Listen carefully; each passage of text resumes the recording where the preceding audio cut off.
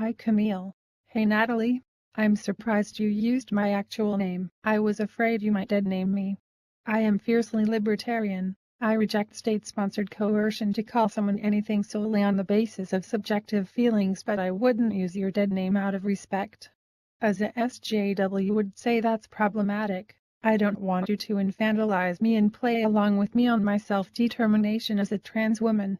You're so condescending. Individuals deserve to live free from harassment and abuse, but I'm against groups who have demanded special rights, protections, or privileges based on their eccentricity.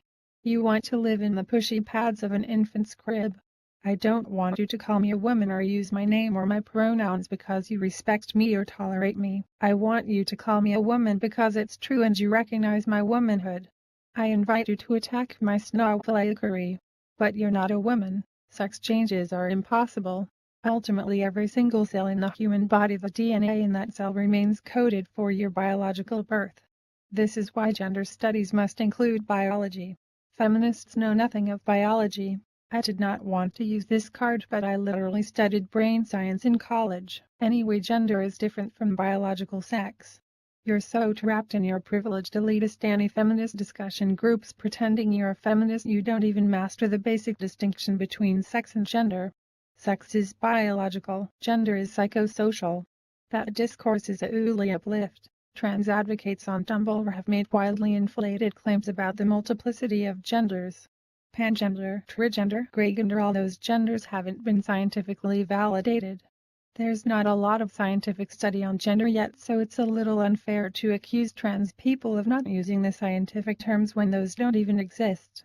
Anyway, we didn't need science to tell us homosexuals exist, so why do we need it to prove transgender people? Trans people are inventing, experimenting with gender, and even if their neologisms don't last, at least they are trying to make sense of themselves, and that's admirable. I'm not against trans people. Contribution to the language, make suggestions, write books. But contributions take time to be absorbed, if they ever all, and I'm not putting up with your Stalinist impositions. That's an invasion and intrusion.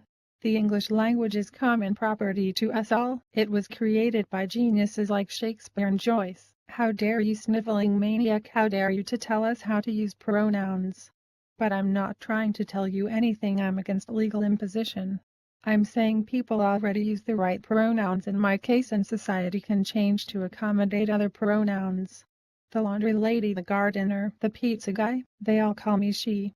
They use female pronouns to refer to you because they believe you're a biological woman, or out of politeness, like when we pretend our children's imaginary friend is dining with us. That doesn't prove biology isn't the nature of the pronoun as a rule, even if on occasion we may deviate from it. You're forcing us to use the language as you want. I'm pro-free speech. Absolute free speech is impossible. Some kinds of speech dampen other forms of speech. I'm for social and institutional rules that normalize using the right pronouns. You're just using your position as a respected professor to attack a marginalized group that deserves protection from psychic harm that results from being misgendered.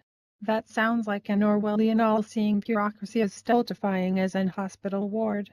Transmania is indicative of cultural collapse. History is a cycle. In late phases of culture, as civilization unravels, for example in Greek art, the sculpture of robust male athletes in the archaic period become more feminine and androgynous at the end.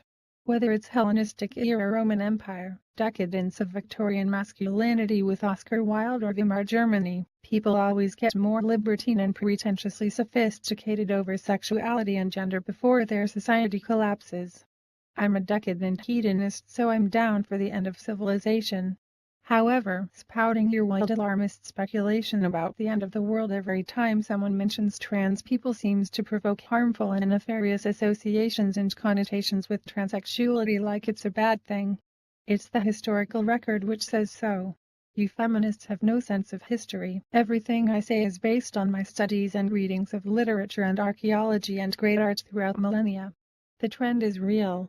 Even not disputing that people on the late stages of the cultures you're describing just found the courage to be themselves at the end of those civilizations because they didn't care anymore about what other people would say.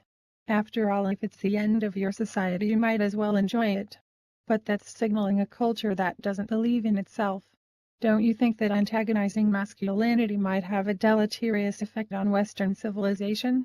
Assaults on heroic masculinity make our society more vulnerable to attacks by barbaric hypermasculine people like the Vandals, the Huns, or the barbarians of the present. That seems a lot like cultural Marxist conspiracy just geared towards transphobes trying to blame trans people and gender discourse for the end of the Western civilization.